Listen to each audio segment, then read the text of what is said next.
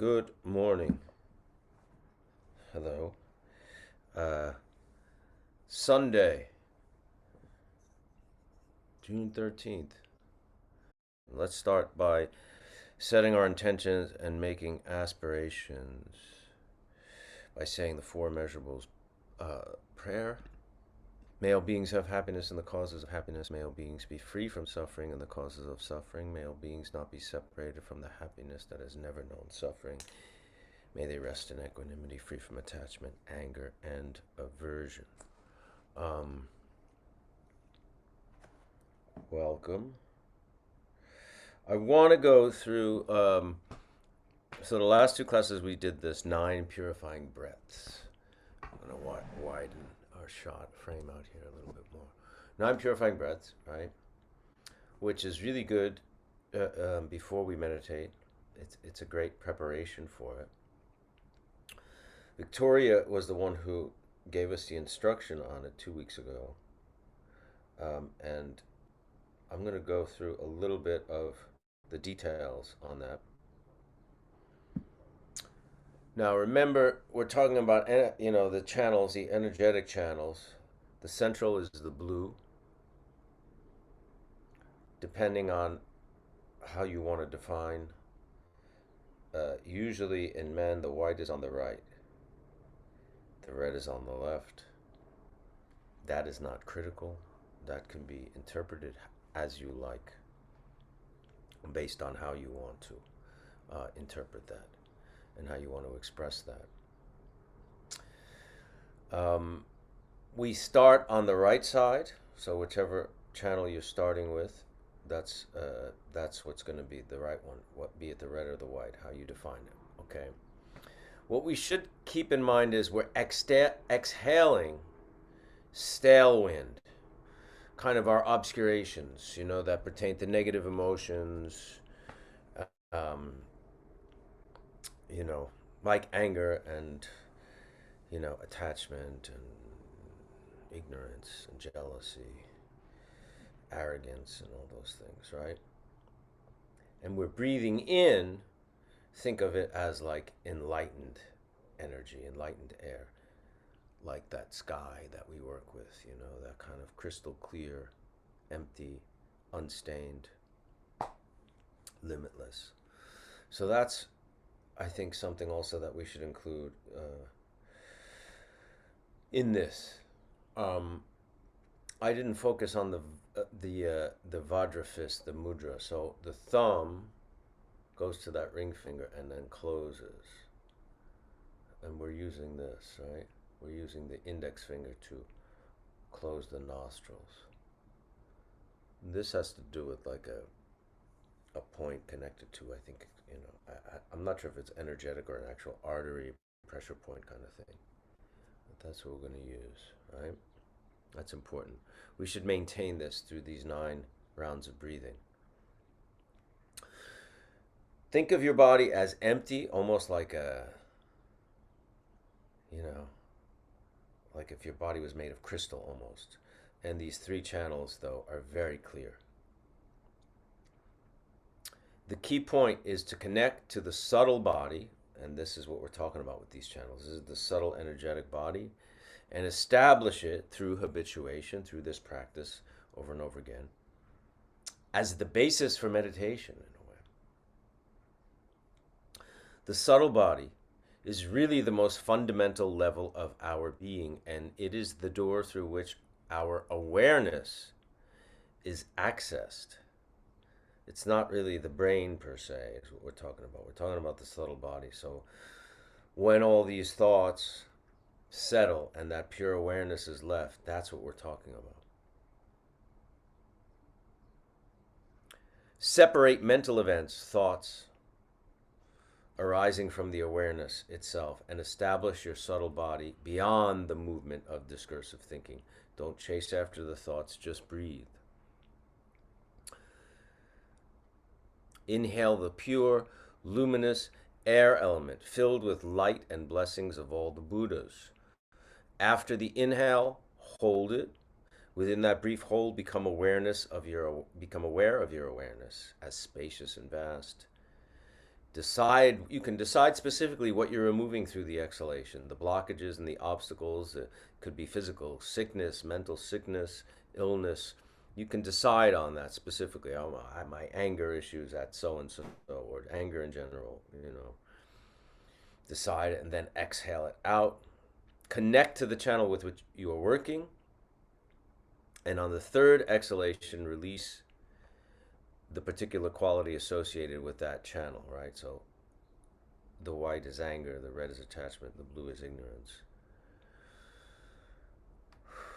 Anger and aversion through the white channel, desire, attachment through the red channel, ignorance, which is the cause of all suffering, not realizing our true nature.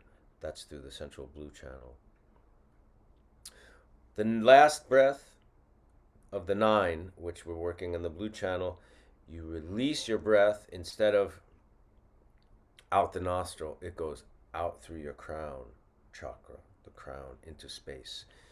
And we make the attempt to feel the space inside and outside merge, so there's no boundaries between inner and outer. And then just remain in that awareness for some beats. Okay? With that in mind, let's do it. Channels, think of ourselves as like a body made of crystal, right? The blue channel in the center. I'm going to work with the white on the right and the red on the left. We're going to start with the right channel. We're in the Vajra fist.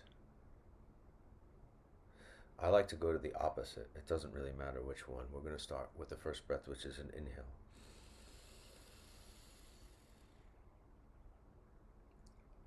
Exhale.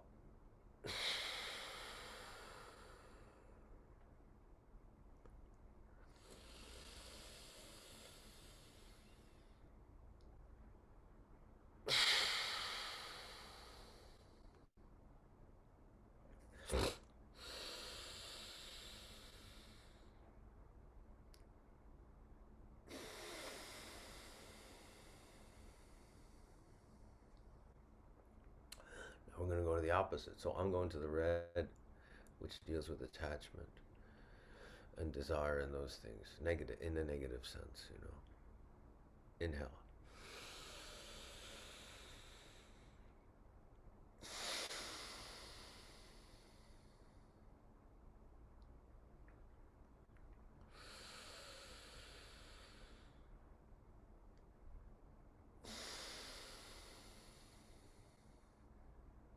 Remember to hold a little after the inhale, just a little bit. Feel it near your navel.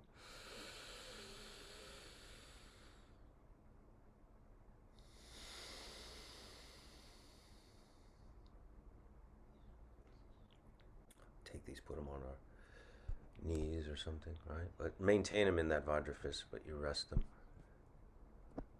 And now we're going to go through both nostrils. We're working with the central channel, which is blue, which is ignorance, ignorance from the knowledge of the truth and our true nature and interdependence and interconnectedness and impermanence and all those things.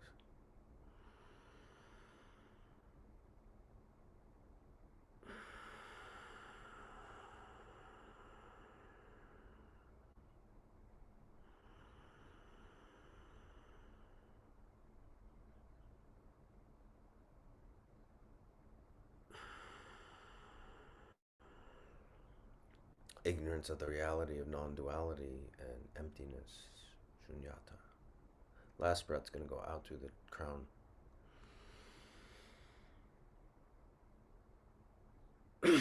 Merging the inner and the outer, inner breath, inner air, outer space, outer air as one, and remain there in that blue, clear, unstained, limitless sky.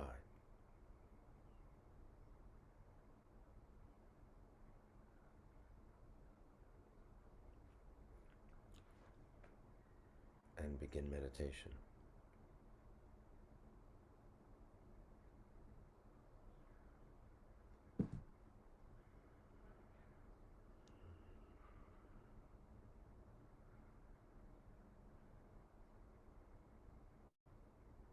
So we're already in the sky. You can focus on the breath. Go back to the breath. Work with our thoughts. When the thought arises in that crystal clear sky, limitless, unstained sky, we recognize it, let it go.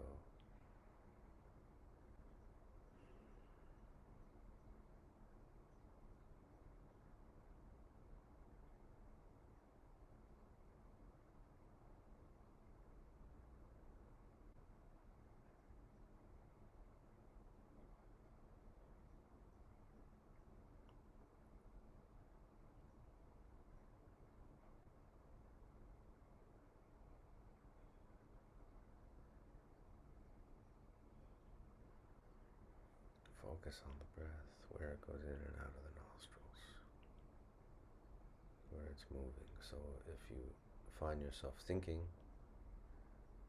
about something that's bothering you, a mistake that you made, regret, things you have to do later, something you're excited about, hopes, something you're hoping is going to turn out well, whatever it is, recognize it, go back to the breath.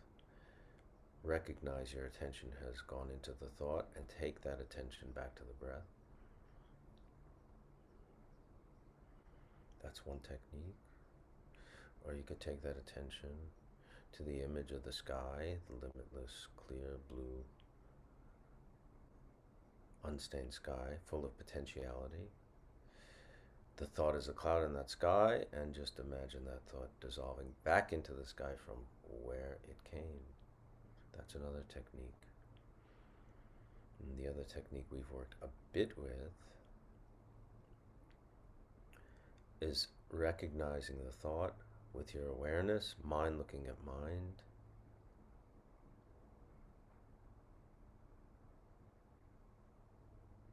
and allowing that awareness to just dissipate the thought. If you just make that effort to, once you're aware of it, to let it go and settle back into that clarity. That's a little more difficult. It takes more practice and experience, but certainly possible. Once you get a real taste for that, feeling of calm and spaciousness.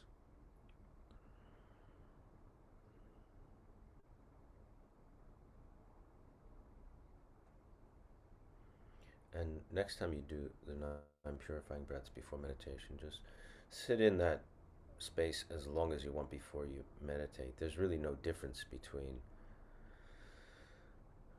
that, that practice or where you are in the last breath and your meditation. I'm just kind of explaining techniques, but when you're doing it on your own, that is the meditation, right? Releasing that last breath and merging into space, the inner and the outer, letting go of everything else. That's the meditation.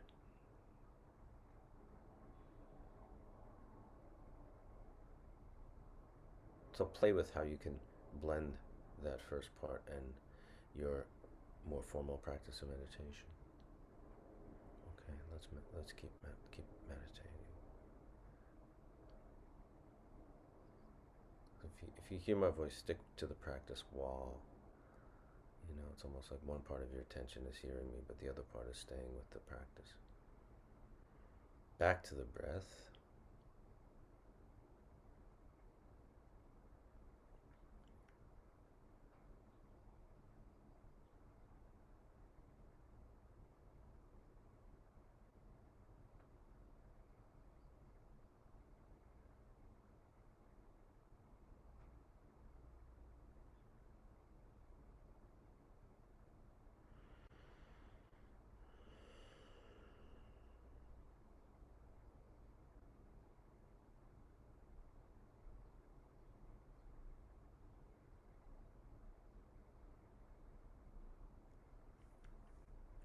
Do not be alarmed by the number or the quality or the story of your thoughts. Just work with them, that's all. There's no need to qualify them, quantify them, count them, judge them. The mind does that. That's what it thinks, It's habituated to that. So we're rehabituating it towards clarity, towards tapping into its basic nature. Openness, spaciousness, calm,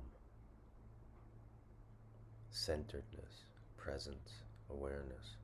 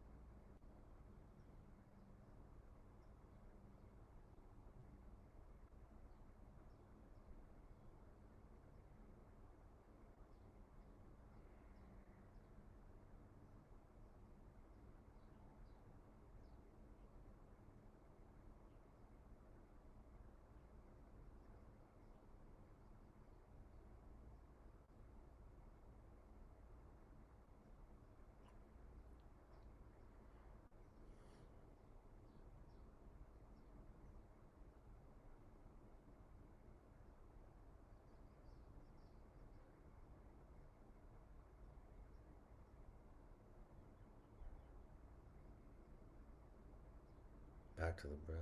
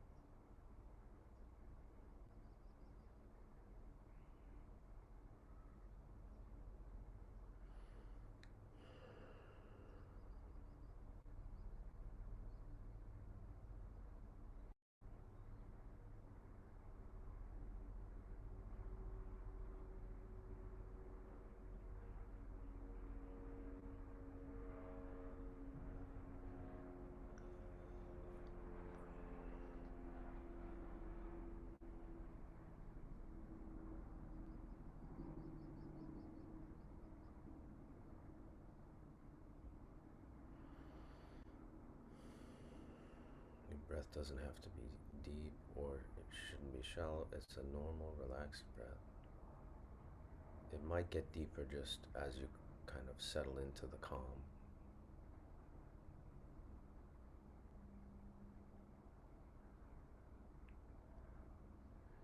The whole point here is to become aware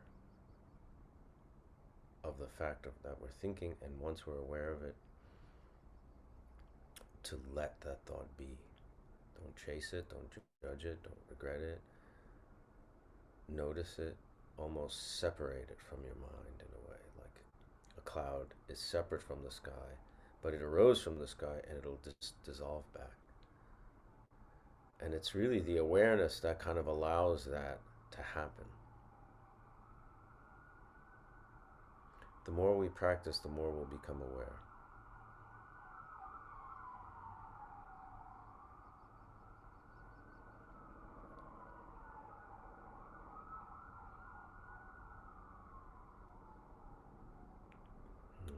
I hear sirens of helicopters, right? So that triggers something in our minds, right? Whatever that triggers, about an emergency, or hopefully, it's not somebody who's injured or harmed or something, but it could be. So it makes you think of that. And right now, we're not engaged with that. There's nothing we can do about that. If it was in the building, maybe I'd have to go investigate it, and see what's going on, but let it go. The thought of it go. Settle.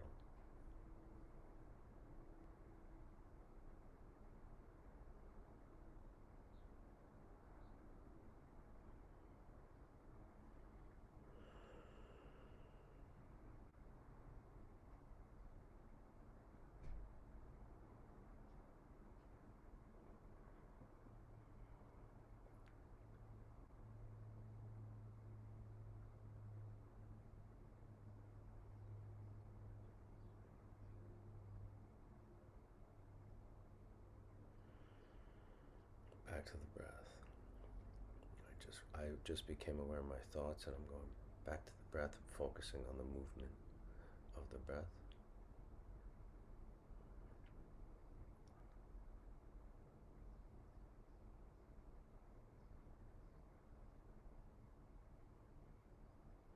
You may also notice big thoughts and little thoughts. Big thoughts, by big I mean they have a bigger, stickier quality. You know, they're harder to let go of. They draw you in more. You know, they have more energy. Negative or positive, you know, seductive or scary. You know, it doesn't matter, but they just pull you in more, stickier, right? You know, that's when you need the technique. Really apply it, and it may come back. Reapply the technique.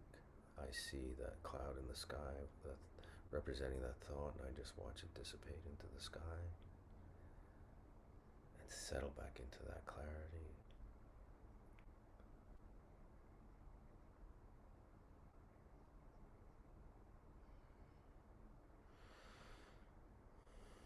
If you feel you need a deep breath just because you need a blast of oxygen, that's fine too. Just don't maintain that deep breath. You might hyperventilate. We're dealing with energetic channels finally in this class the last few weeks, so that's really why we try to keep a straight back. Not a rigid at attention kind of with tension, but just straight but relaxed, you know, to keep that energy moving, unimpeded, you know, flowing.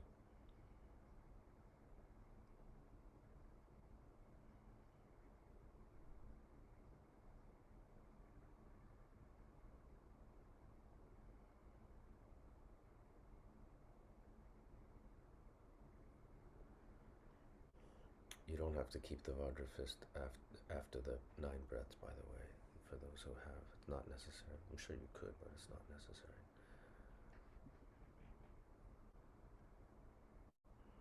Back to the breath.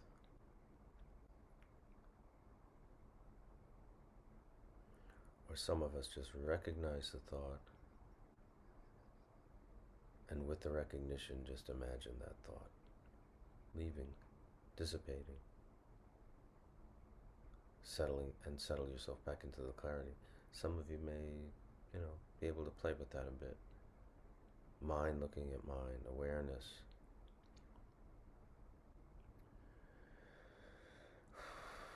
Awareness giving us the access and ability to work with the thoughts, let the thought go. Just like almost just dropping it.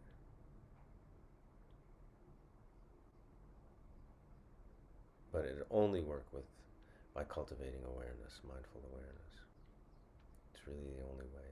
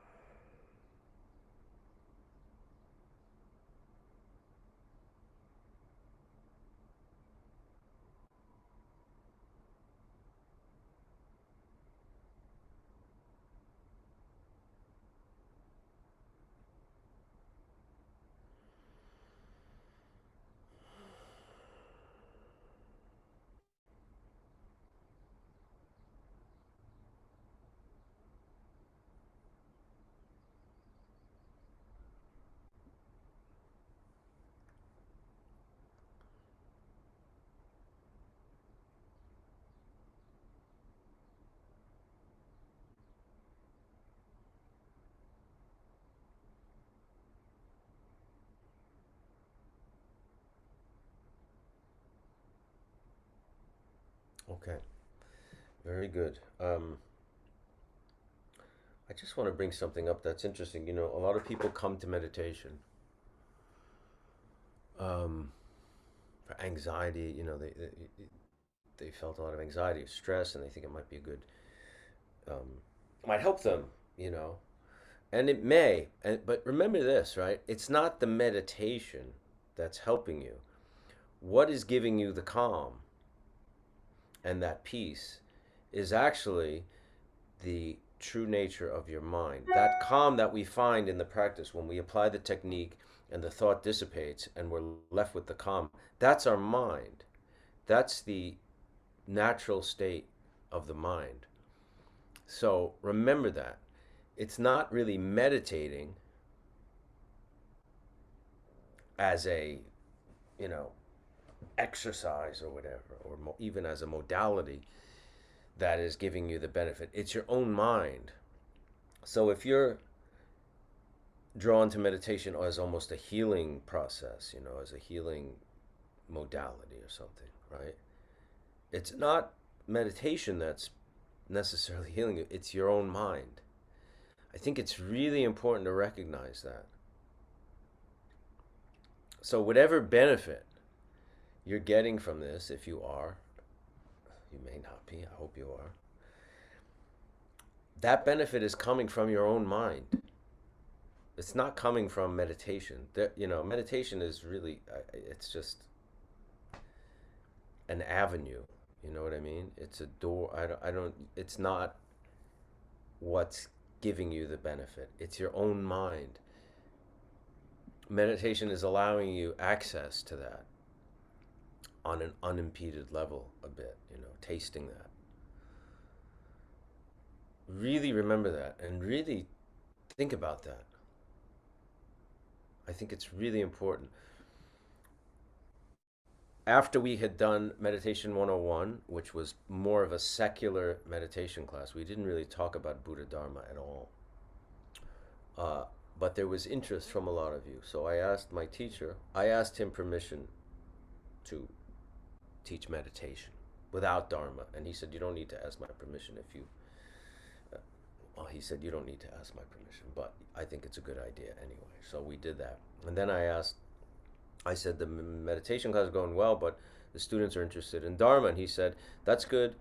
He said, keep the focus on the mind and remember that Buddha is not the Buddha is not the name of a man. Buddha is the name of mind, all our minds. And he did not mean that metaphorically. That was not some flowery, you know, little axiom or something. He meant that literally. That's why I'm saying it's not Buddha as this entity or God or spirit or thing that's coming in giving you this peace. It's not meditation, whatever that is. It's your mind. Whatever calm, whatever thing that keeps you coming back here, whatever you're finding that keeps you coming back to meditation or coming back to this class, or even inspiring you to get into Buddhism and Dharma, if that's what's happening, which it may or may not, and it doesn't have to. It's your own mind that's going, even if you learn the teachings, applying the teachings only work because they're allowing you access to that nature, true natural state of your mind. Think about that. I'm grateful to the Buddha, the Buddhas, the enlightened ones, my teacher, all the great lamas, because without them, I wouldn't be having this experience, right? Of kind of having glimpses of that natural state. I have a lot of devotion to that, to those beings, you know. But at the end of the day, they're not the ones that are, they're not the ones that are causing that. They're facilitating it, but they're not causing that connection to the natural state. It's my own mind that's giving me that calm, right?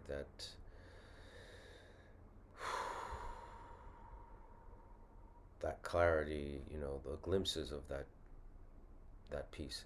Really remember that. I think it's really important. I'm going to read a little passage by Pema Chodron, who's a very good,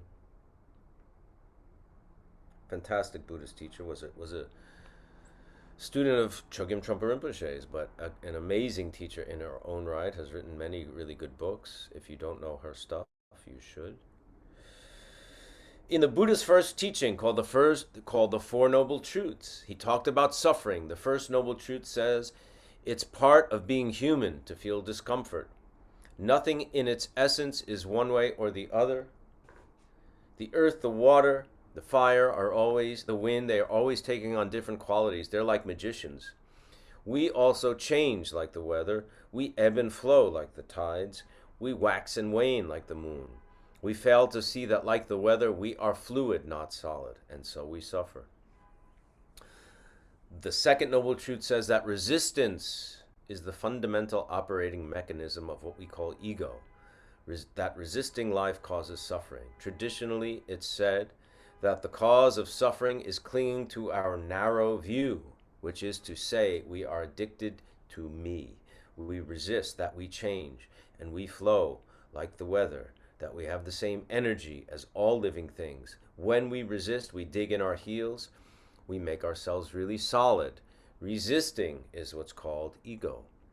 The third noble truth says that suffering ceases when we let go of trying to maintain the huge me at any cost. This is what we practice in meditation. When we let go of the thinking and the storyline, we're left just sitting with the quality and the energy of whatever particular weather we've been trying to resist. The essence of the fourth noble truth is that we can use everything we do to help us realize that we're part of the energy that creates everything.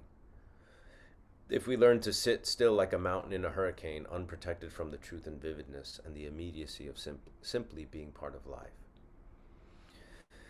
then we are not this separate being who has to have things turn our way. When we stop resisting and let the weather simply flow through us, we can live our lives completely. It's up to us. Beautiful. And that natural state that we're talking about, that we're trying to access, or what we're left with, is also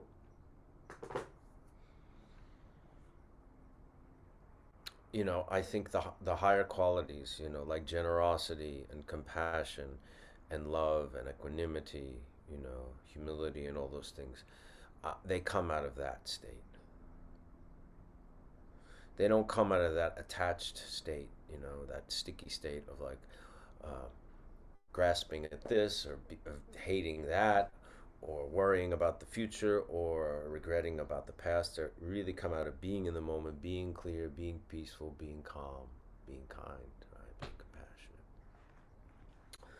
Let us see if we have anything to talk about. Any questions?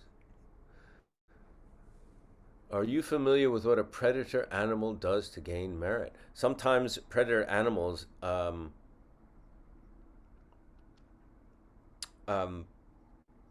do actions that are not just simply predatorial. Sometimes they do actions out of compassion, believe it or not.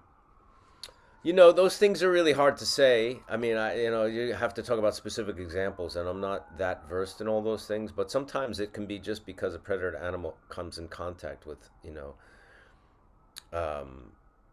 an enlightened being, or a holy place, that has had, the charge of enlightenment, connected to it, or things like that.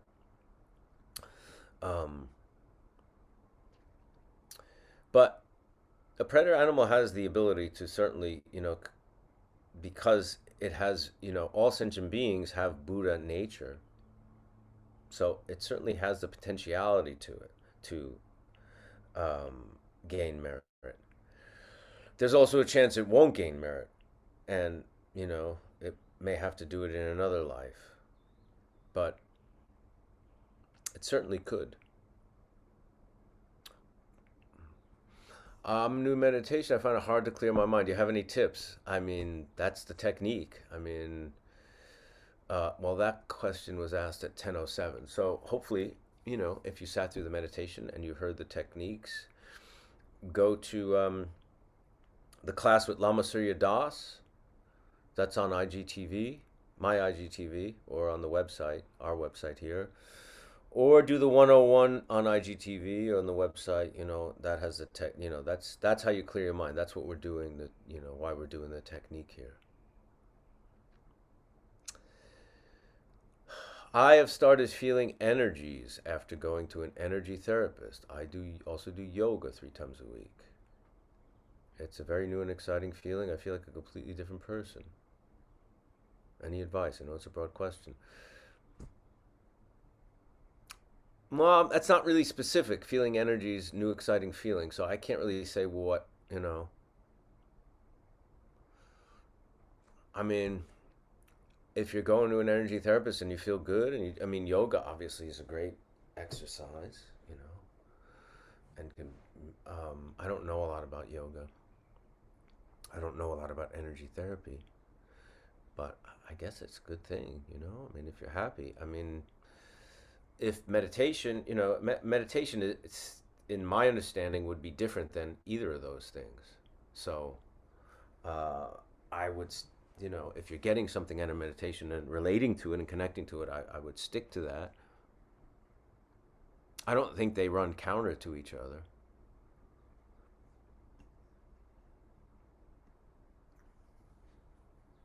Distance from emotional reactions and from attachment to thoughts. It gives me some freedom to revisit them in healthy ways later.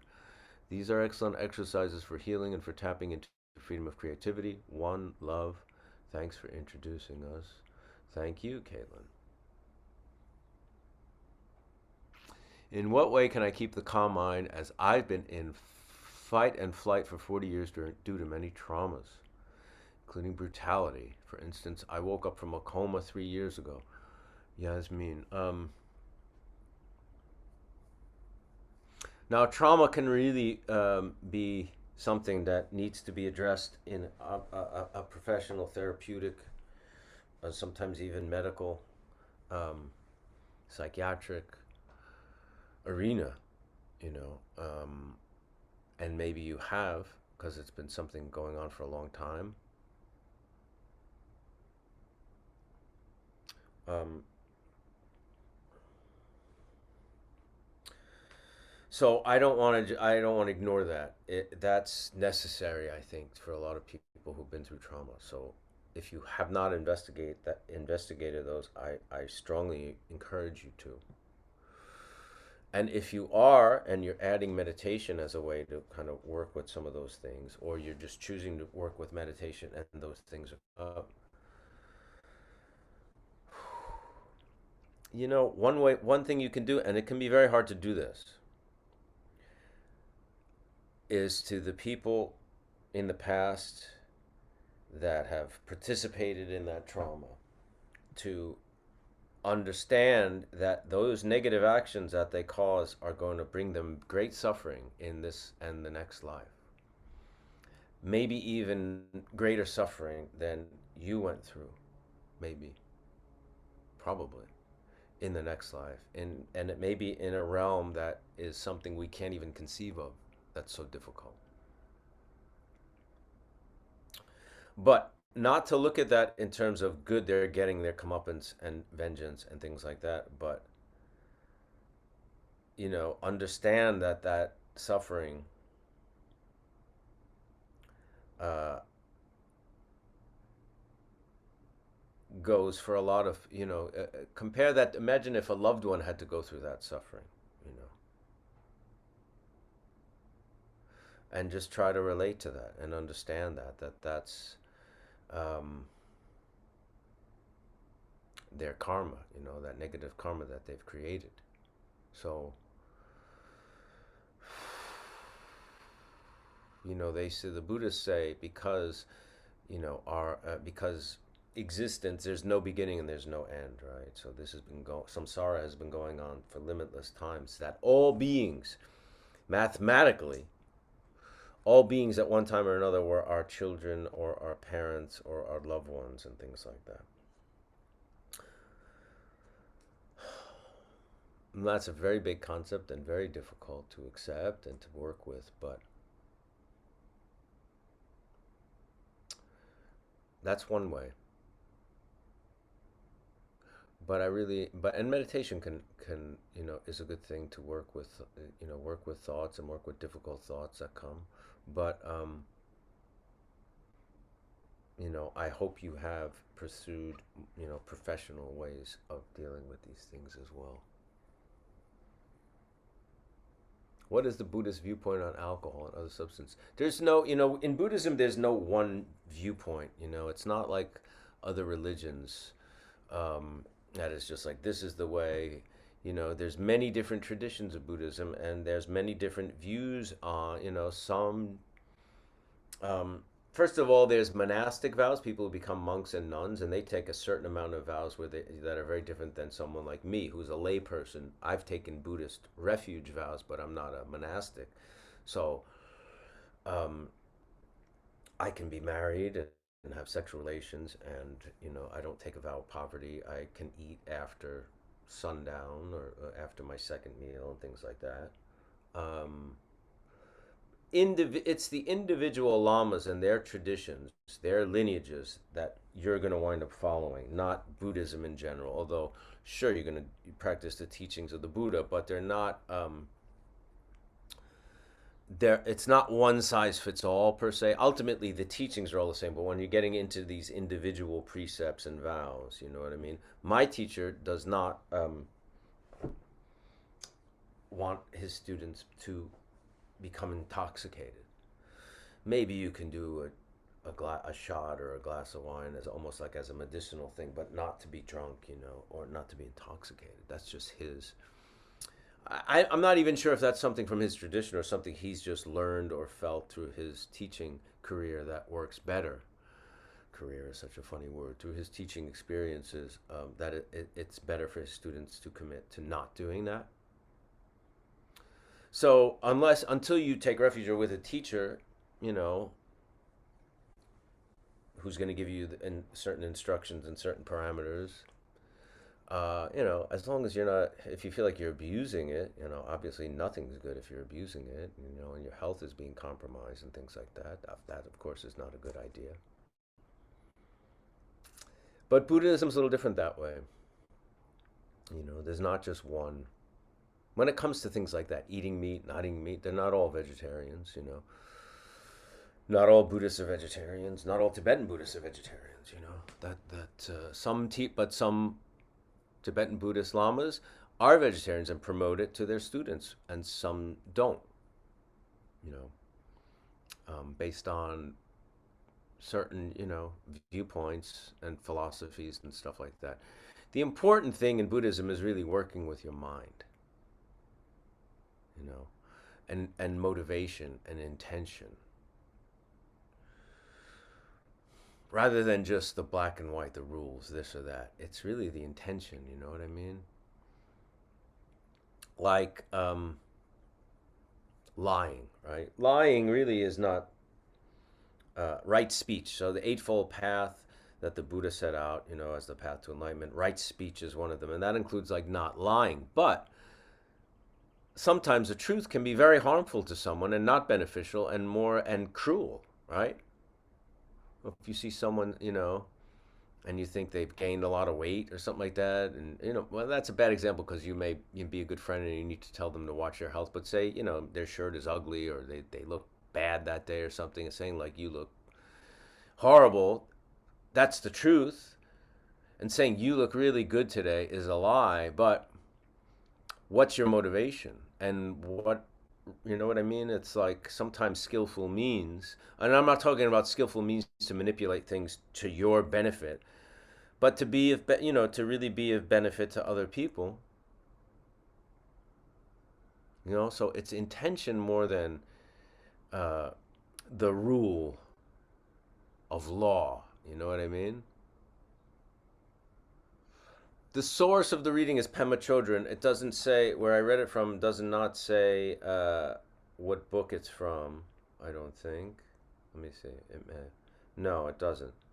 She has a lot of really good books. I mean, you could Google Pema Chodron Four Noble Truths, perhaps.